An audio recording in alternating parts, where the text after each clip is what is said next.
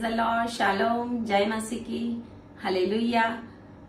हम धन्यवाद करते हैं परमेश्वर का वापस एक बार यूट्यूब माध्यम के द्वारा आप सभी के साथ परमेश्वर की बातें करने के लिए और परमेश्वर के मन की इच्छा को प्रकट करने के लिए परमेश्वर ने हमें चुना है और आप सभी को भी चुना है ताकि आप परमेश्वर की आवाज निरंतर सुनते रहें। हालेलुया। और उसकी आवाज पे आप चलते रहें। और आइए आज परमेश्वर के वचन में जाने से पहले हम अपने आप का समर्पण करेंगे। आए प्रार्थना करें। Hallelujah, hallelujah. Thank you Jesus. धन्यवाद पिता परमेश्वर, आपकी महिमा करते हैं, आपकी स्तुति करते हैं। वापस एक बार आज इस वचन को प्रभु हम प्रकट कर रहे हैं। आपकी इच्छा प्रकट हो प्रभु और सुनने वाले आशीषित हो और आपके वचनों पे चलने के लिए एक नई दिशा मिले प्रभु, उनको ऐसा होने दे। प्रार्थना यीशु के नाम में करते हैं और परमेश्वर के लोग कहेंगे आमीन, आमीन और आमीन। हालेलुया। तो आए हम वचन में जाने से पहले वचन पढ़ लेंगे। यहोशू का पुस्तक हम निकालेंगे, उसका 22 अध्याय, यहोशू 22 और उसकी 24 आयत से। वचन ये कहता है, परंतु हमने इसी विचार और मनसा से यह किया है कि कहीं भविष्य में तुम्हारी संतान हमारी संतान से यह न कहने लगे, तुम को इज़राइल के परमेश्वर यहोवा से क्या काम। क्योंकि हे रूबेनियों, हे गादियों, यहोवा ने जो हमारे और तुम्हारे बीच में यरदन को सीमा ठहरा दिया है, इसलिए यहोवा में तुम्हारा कोई भाग नहीं है। ऐसा कहकर तुम्हारी संतान हमारी संतान में से यहोवा का भय छुड़ा देंगे। इसलिए हमने कहा, आओ हम अपने लिए एक वेदी बना ले, वह होम बलि या मेल बलि के लिए नहीं, परंतु इसलिए कि हमारे और तुम्हारे और हमारे बाद हमारे और तुम्हारे वंश के बीच में साक्षी का काम दे। इसलिए कि हम होम बलि, मेल बलि और बलिदान चढ़ाकर यहोवा के सम्मुख उनकी उपासना करें और भविष्य में तुम्हारी संतान हमारी संतान से यह न कहने पाए कि यहोवा में तुम्हारा कोई भाग नहीं। Hallelujah, hallelujah. तो यहाँ पर हम देखते हैं कि इज़राइली को लेकर जब मूसा के बाद यहोशू वचन के देश में आता है, तो रूबेनियों, गादियों और मनाशे के आधे गोत्र को जो यरदन के उस पार वतन मिला था मूसा के कहने के अनुसार, तो उन्होंने उस जगह के ऊपर 22 अध्याय और उसकी 10 और 11 में लिखा हुआ है कि आधे गोत्रियों ने कनान देश के सामने यरदन की तराई में, अर्थात उसके पार, उस पार जो इज़राइलियों का है, रूबेनियों, गादियों और मनाशे के आधे गोत्र को जो वतन दिया गया था, वो यरदन की तराई में और कनान देश के सामने था। और जब उनको वो वतन मिला तो वहां पे रूबेनियों, गादियों और मनाशे के आधे गोत्रों ने एक देखने योग्य, 10वीं आयत में लिखा है कि एक देखने योग्य बड़ी वेदी बनाई। हालेलुया। देखने योग्य बड़ी वेदी बनाई जो गिलाद देश कहलाता था, उसमें एक बहुत बड़ी वेदी बनाई ताकि दूर से भी दिखाई दे। हालेलुया। और जब ये वेदी बनाई, ये समाचार इज़राइलियों के पास यरदन के उस पार पहुंचा, तो वो लोग परेशान हो गए और वो लोग अपने ही भाइयों के सामने लड़ने के लिए उन्होंने योजना बना दी, क्योंकि वो ये समझे कि इज़राइली जो है, ये रूबेनी, गादी और मनाशे के जो गोत्र है, उन्होंने यहोवा परमेश्वर को छोड़ दिया। हालेलुया। और वो ये समझे इसके लिए कि उन्होंने कोई अलग वेदी बना दी है, यहोवा परमेश्वर की वेदी नहीं बनाई है, और इसके लिए उन्होंने सारी मंडली को इकट्ठा करके उनके सामने युद्ध करने का सोचा। और उन्होंने 13वीं आयत में लिखा है कि उनके पास एलियाजार याजक के पुत्र फिनहास को और उसके संग 10 प्रधानों को, हालेलुया, उसके संग 10 प्रधानों को, अर्थात इजराइल के एक एक गोत्र में से पूर्वजों के घरानों के एक एक प्रधान को भेजा। गिलाद देश में उन्होंने, जहां पे रूबेनी, गादी और मनाशे के गोत्रों को वतन दिया गया था, वो गिलाद देश कहलाता था। उसका नाम गिलाद पड़ा हुआ था। और वो किस लिए पड़ा हुआ था कि बाइबल का वचन ये कहता है, हिब्रू में गाल मतलब गाल और एद हिब्रू वर्ड है। गिलाद का जो वर्ड है वो गाल और एद से बना हुआ है और जिसका मतलब है साक्षी, टेस्टिमनी, विटनेस। गाल मतलब हीप, ढग, heap stones, heap of stones. Gilead का मतलब साक्षी, जहां पे एक पत्थर खड़ा किया गया था और वो साक्षी का पत्थर था, विटनेस का पत्थर था, जो यर्दन के उस पार था, जॉर्डन में यर्दन के उस पार था। और जो रूबेनी, गादियों और मनश्शे के गोत्रों को दिया गया था। और वहां पे उसका नाम इसलिए ये पड़ा था क्योंकि वो वहां पे साक्षी का पत्थर खड़े किए हुए थे। और वचन ऐसा कहता है कि जब उनके पास, जब इजरायली गोत्र के सबसे बड़े जो एलिएजर याजक के बेटे फिनहास को और 10 प्रधानों को भेजा गया और उन्होंने जाके उनको बोला कि तुमने विश्वासघात किया है, तुमने ये कौन सी वेदी बना दी है, हालेलुया, तुमने यहोवा को छोड़कर एक और वेदी बना दी है। और जब आपने एक और वेदी बना दी है तो आपने विश्वासघात किया हुआ है और परमेश्वर को आपने छोड़कर बलवा किया है। 22 और 18 में लिखा है कि आज तुम यहोवा को त्याग कर उसके पीछे चलना छोड़ देते हो। क्या तुमने ये वेदी बना दी है? आज हम ऐसी वेदी के बारे में बात करना जा रहे हैं कि जो वेदियां हमारे घरों में, हमारे जीवन में, हमारे रूटीन लाइफ में हमने परमेश्वर के छोड़ को, यहोवा परमेश्वर यीशु मसीह को छोड़कर हमारे जीवन में हमने बना दी है। परमेश्वर की वेदी को छोड़कर हमने और वेदियां बना दी है। परमेश्वर की महिमा करने के बदले में हम आज शैतान की महिमा कर रहे हैं। परमेश्वर की उपस्थिति में रहने के बदले हम आज कहीं और शैतान की उपस्थिति के काम कर रहे हैं हमारे जीवन में। और हमें ऐसा लगता है कि परमेश्वर ने हमें छोड़ दिया है क्योंकि आपके जीवन में बहुत सारे काम रुके हुए हैं। आपके जीवन में आप बीमारी में फंसे हुए हैं। आपके जीवन में आप तकलीफ में हैं। आपके जीवन में परमेश्वर की आवाज आप सुन नहीं सकते क्योंकि आपने परमेश्वर को छोड़, यहोवा परमेश्वर को छोड़ अपने जीवन में बहुत सारी ऐसी वेदियां हैं जो बना दी है और इसके लिए परमेश्वर ने आपसे बात करना बंद कर दिया। क्या आपने अपने जीवन में परमेश्वर से विश्वासघात किया है? क्या आपने अपने जीवन में परमेश्वर से बलवा किया है? क्या आपने अपने जीवन में परमेश्वर को छोड़ कुछ और वेदियां बना दी है और आप उसकी उपासना करते हैं?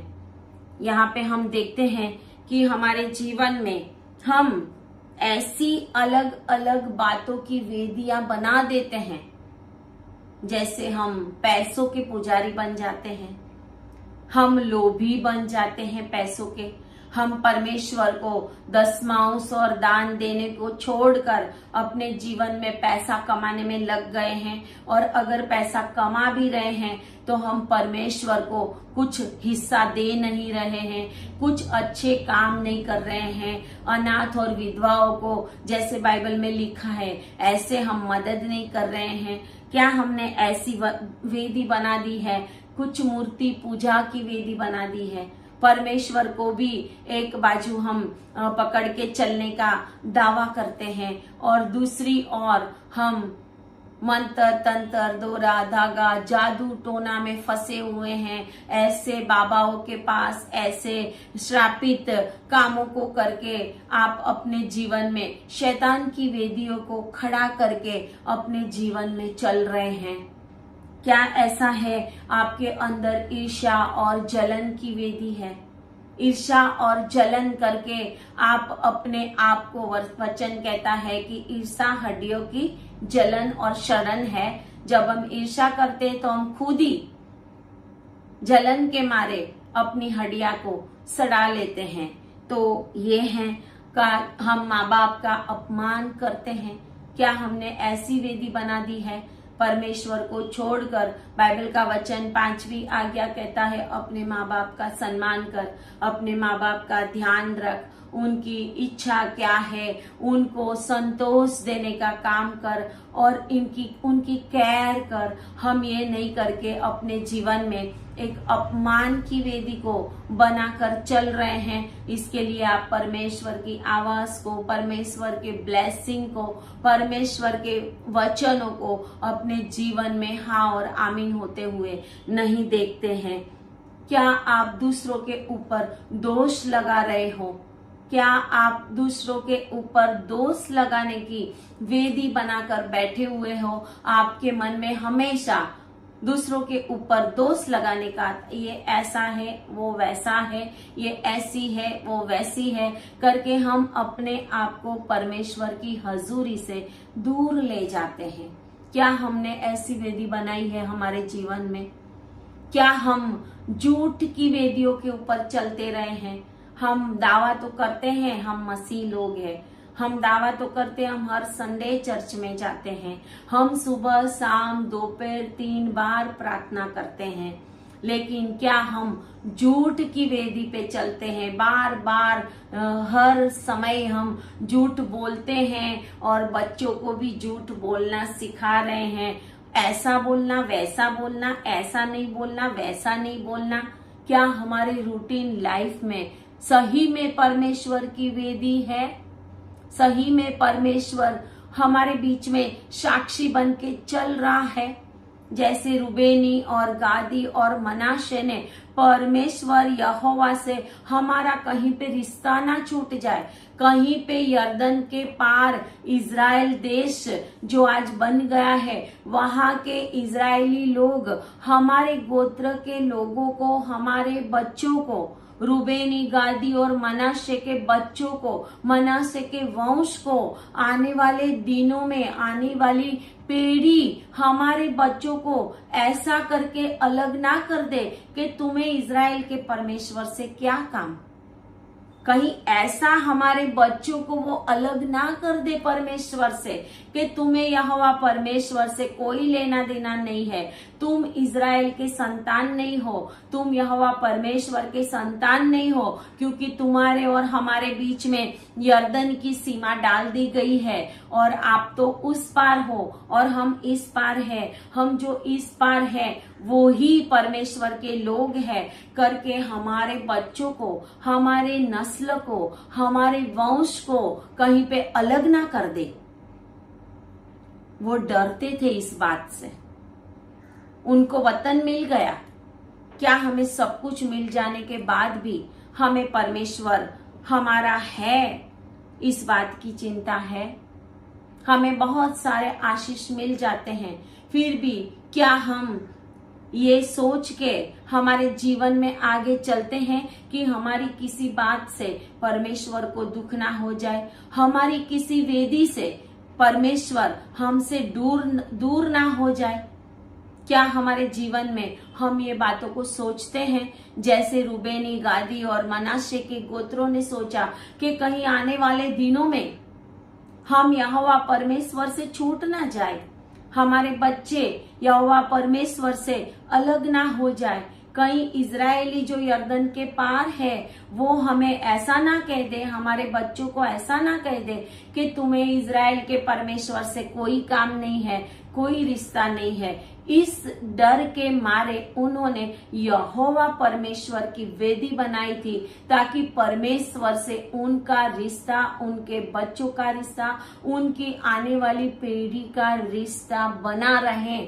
लेकिन इजरायली ये समझे थे कि इन लोगों ने इतनी बड़ी वेदी बनाई है जो दिखने लगी है, इतनी बड़ी है, और वो परमेश्वर से दूर हो गए हैं और उन्होंने और कोई देवता की वेदी बना दी। और इसके लिए इजरायली उनके सामने लड़ने के लिए जाते हैं। जब हम अपने जीवन में परमेश्वर को छोड़ इन सब बातों की वेदी बना देते हैं कि जैसे लोभ है, मूर्ति पूजा है, ईर्षा है, जादू टोना है, जलन है, माँ बाप का अपमान है, दूसरों के ऊपर दोष लगाना है, परमेश्वर को समय ना देने की भी वेदी हम बना देते हैं। हम खो जाते अपने फैमिली में, हमारे बच्चों के पास हम बैठे रहते हैं, उनको देखे रहते हैं, हम उनको संभालते रहते हैं और हमारे पास समय नहीं है परमेश्वर के पास आने का। घर में से बाहर निकल के परमेश्वर की संगति में और परमेश्वर के दासों के पास वचन सुनने के लिए जाने का हमारे पास समय नहीं है। हम ये सोचते अब तो हमें सब कुछ पता है, अब तो हमें सब कुछ पता चल गया है, अब तो हमें किसी वचन की जरूरत नहीं है। और आप फंसे हुए अपने घरों की वेदियों में, आप फंसे हुए हो अपने बच्चों में, आप फंसे हुए हो अपनी जॉब में।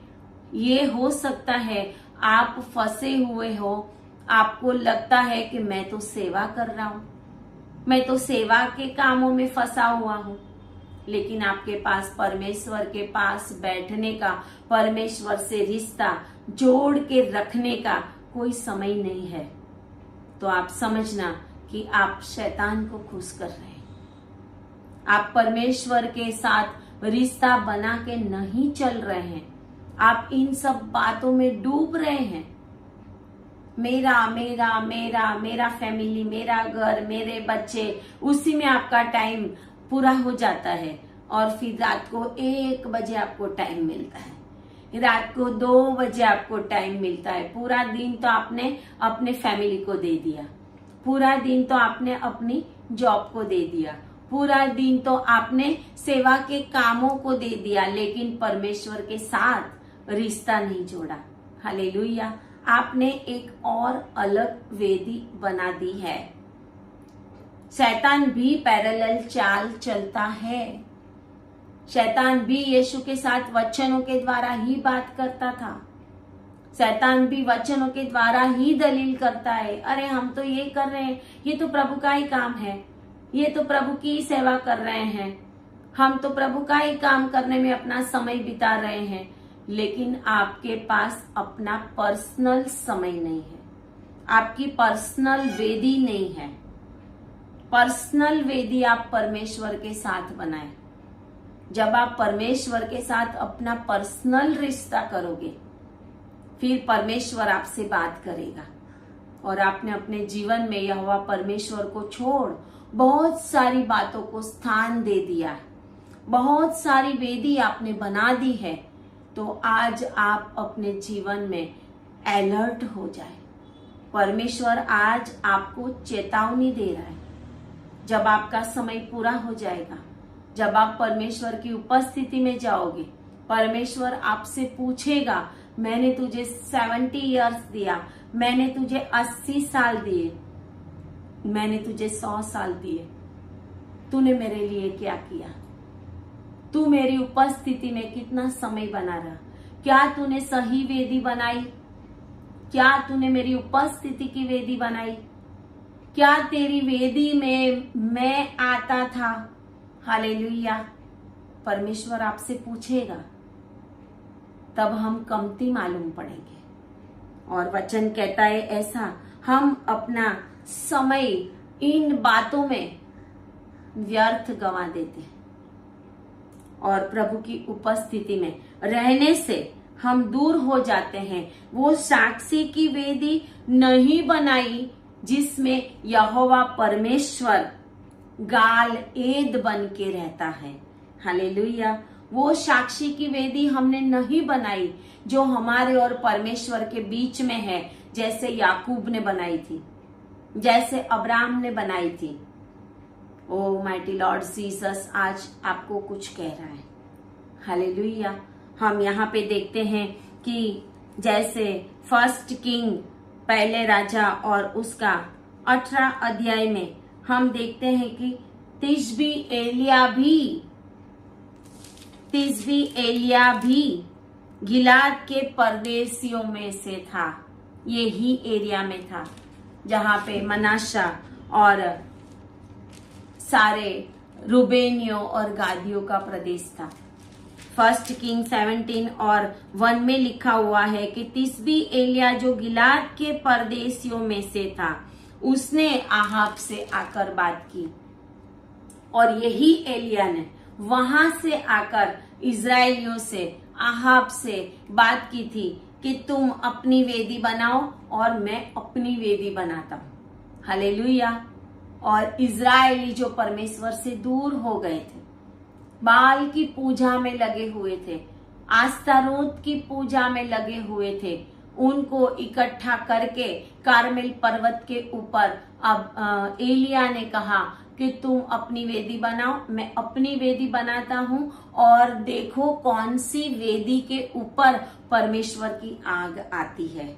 हालेलुया। जब आप अपने जीवन में परमेश्वर की वेदी को नहीं बनाओगे तो पवित्र आत्मा की आग आपके जीवन को नहीं छुएगी। पवित्र आत्मा आपके जीवन में कार्य नहीं कर सकेगा, क्योंकि आप परमेश्वर की उपस्थिति से दूर हो। बाल के जो पुजारी थे 400 और 450 और आस्तारोत के 400, 850 पुजारी पुरोहित थे जिन्होंने अपनी वेदी बनाई कारमेल के ऊपर। और एलिया कहता है मैं तो अकेला बचा हुआ, लेकिन वो 850 लोगों की जो वेदी बनाई हुई थी वो गलत थी। अकेले एलिया की जो वेदी बनी थी वो सही वेदी थी। आपको लगता है मैं लोगों के झुंड में हूं, मैं सही झुंड में हूं, मैं सही लोगों के साथ हूं। हो सकता है आप गलत हो सकता है आज कोई अकेला परमेश्वर की वेदी बनाकर प्रार्थना में लगा हुआ है और परमेश्वर की संगति में लगा हुआ है, उसकी वेदी सही है। गाल एद गिलाद देश में है वो, जो मनाशे और रूबेनी और लोगों ने बनाई थी वेदी। हालेलुया। और वो सही थी, गलत नहीं थी। एलिया की वेदी के ऊपर आग आई। वो 450 जो पुजारी थे उसके ऊपर भी बछड़े को काट के रखा गया था लकड़ियों के ऊपर। दोपहर तक उछल कूद करते रहे, शाम के अर्पण के समय तक उछल कूद करते रहे, अपने आप को मारते रहे, अपने आप को उन्होंने इंजर्ड किया, लहू लहान हो गए। वचन ऐसा कहता है फर्स्ट किंग और 18 में कि वो लहू लहान हो गए, लेकिन वहां पे कोई परमेश्वर की आवाज नहीं थी। हो सकता है आप भी ऐसे अन्य वेदियों में घूमे हुए हो, उनके पीछे लगे हुए हो, इसलिए आप परमेश्वर की आवाज नहीं सुन सकते। इसलिए आज आपके जीवन में कोई काम नहीं हो रहे, इसलिए आज पवित्र आत्मा की अगुवाई नहीं है आपके जीवन के अंदर। इसलिए आज शैतान आपको बीमारियों में परेशान कर रहा है।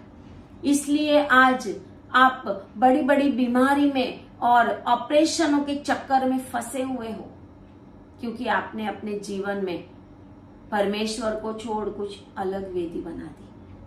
और कहते हैं कि उसके बाद एलिया ने अपनी वेदी के ऊपर 4 घड़े पानी भरा और बोला अब भी और दूसरी बार भी 4 घड़े पानी डालो और तीसरी बार भी डालो। इतना पानी डाला कि पूरी वेदी और गड्ढे को भी जल से भर दिया गया।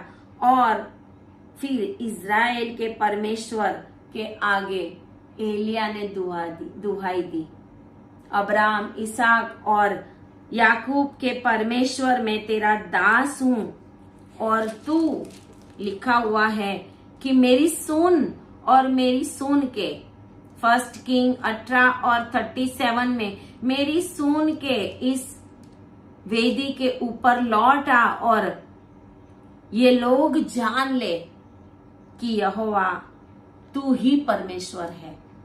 और जैसे ही उसको, एलिया को पूरा दिन नाचते नहीं रहने पड़ा, पूरा दिन उछल कूद नहीं करने पड़ा कि हे प्रभु तू आ, हे प्रभु तू आ और इस अग्नि से इस बलि को भस्म कर, जो हमने इसके ऊपर लकड़ी के ऊपर रखा है भस्म कर।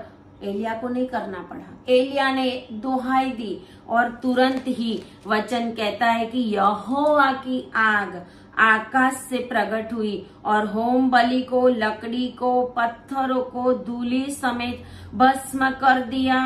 और गड्ढे में का पानी जो था, जो गड्ढे के अंदर था, जो गड्ढे के अंदर पानी था, वो भी गड्ढे के अंदर सूख गया, वो भी सूख गया। पूरा गड्ढा, पूरा जो पानी से भरा हुआ गड्ढा था, वो भी सूख गया। ऐसी अग्नि उतरी और सारे इजरायली लोगों ने जान लिया कि यहोवा ही परमेश्वर है।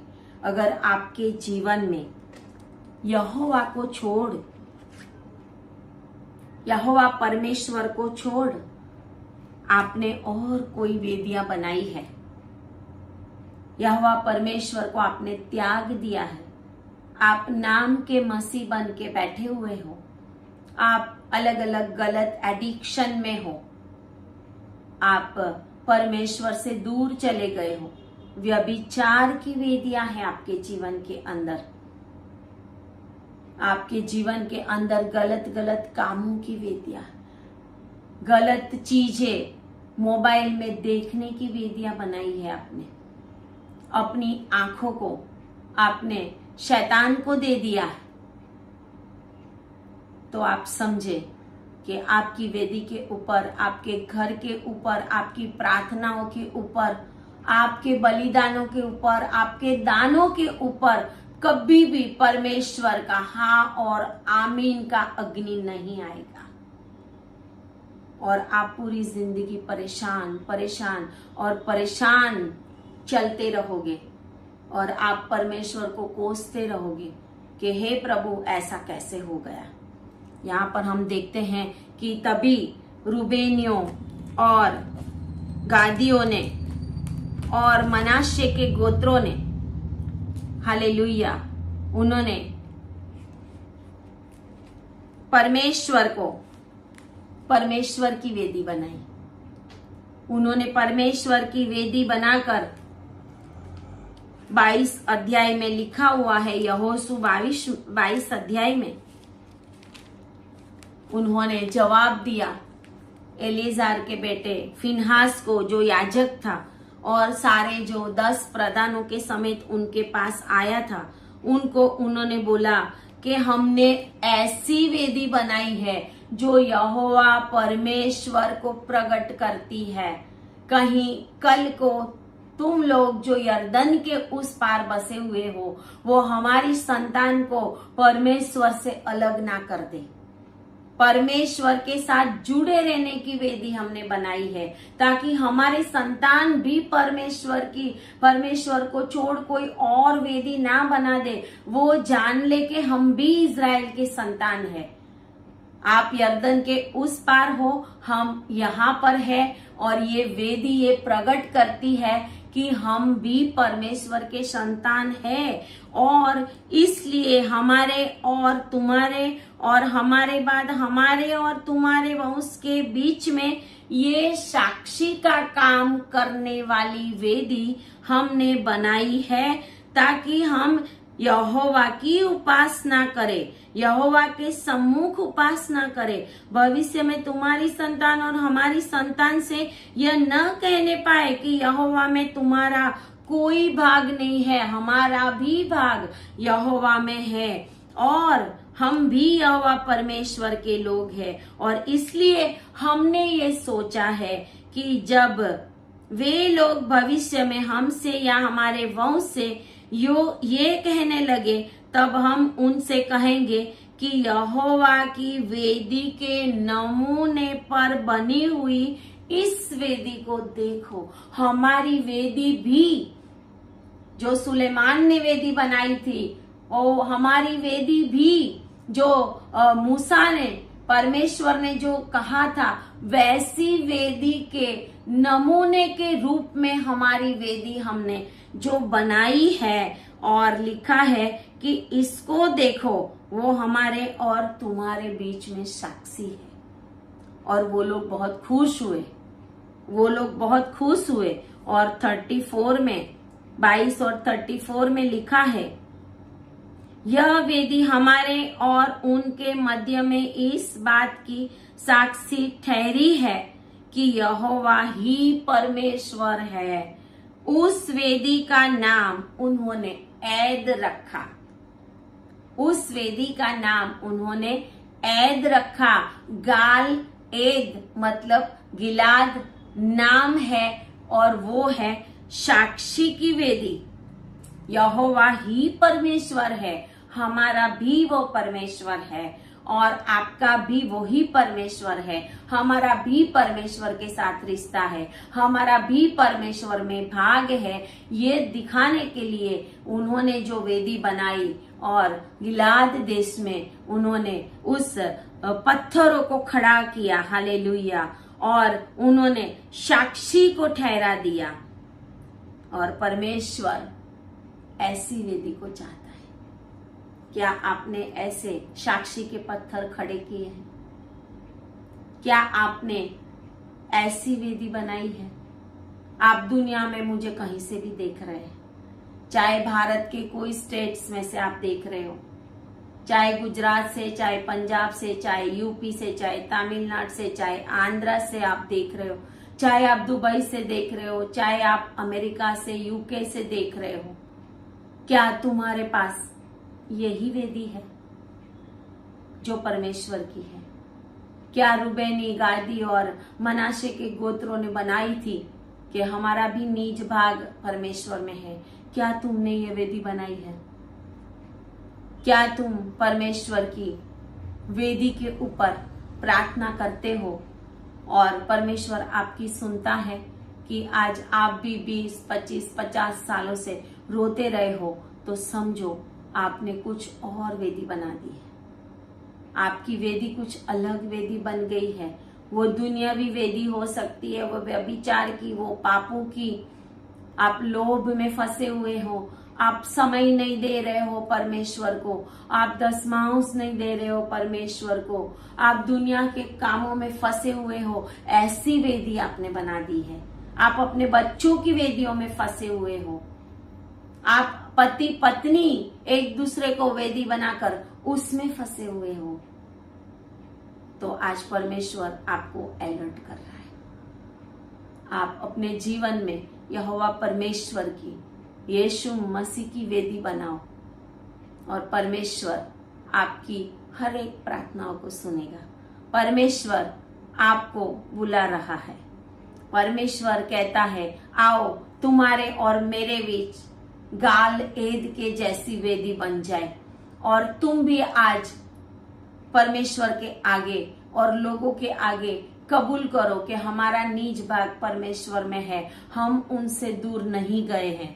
अगर दूर गए हैं तो आज वापस एक बार अपनी वेदी को आप संभालो, जो टूटी हुई थी, जो एलिया ने वापस एक बार वेदी को बनाया, जैसे रूबेनियों ने, गादियों ने बनाया। आप भी अपने जीवन में आज एक वेदी को वापस बनाओ जो टूट गई है, जो टूट गई है, जो परमेश्वर से दूर ले जाने वाली वेदियां हैं, जो वेदियों ने आपको परमेश्वर से दूर ले गया है, जो वेदियों ने आपका और परमेश्वर का रिश्ता तोड़ दिया है, जो वेदियों ने आपको और परमेश्वर के बीच में डिस्टेंस कर दिया है, ताकि परमेश्वर आपसे आपकी आवाज को सुन ना सके, तो आओ आज वापस एक बार अपने जीवन में परमेश्वर के साथ रिश्ता बनाने की, साक्षी बनाने की वेदी हम बनाए। हालेलुया। आओ प्रार्थना करें। धन्यवाद पिता परमेश्वर, आपकी महिमा हो, आपकी स्तुति हो प्रभु। आज इस वचनों के द्वारा सुनने वाले लोग आशीषित हो और उनके जीवन में वापस एक बार टूटी हुई वेदियां फिर से बनने पाए प्रभु, ऐसी मैं प्रार्थना करती हूँ। उन सभी को मैं आपके हाथ में देती हूँ। अगर शैतान ने इनके जीवन को नष्ट किया है और इन लोगों ने अपना समय शैतान को देकर अपने जीवन में कामों को प्रभु आपको पसंद ना आए ऐसे काम करके शैतान को स्थान दिया है, उसकी वेदियां बनाई है, तो आज वो टूट जाए और आपके और उनके बीच में एक नए रिश्ते की वेदी बन जाए। ऐसा होने दे। प्रार्थना यीशु के नाम में करते हैं और परमेश्वर के लोग कहेंगे आमीन, आमीन। हालेलुया। परमेश्वर आप सभी को ब्लेस करे, परमेश्वर में बने रहे, परमेश्वर की उपस्थिति में रहे, परमेश्वर की वेदी के आगे हमेशा झुके रहे। प्रभु आप सबको ब्लेस करे। God bless you.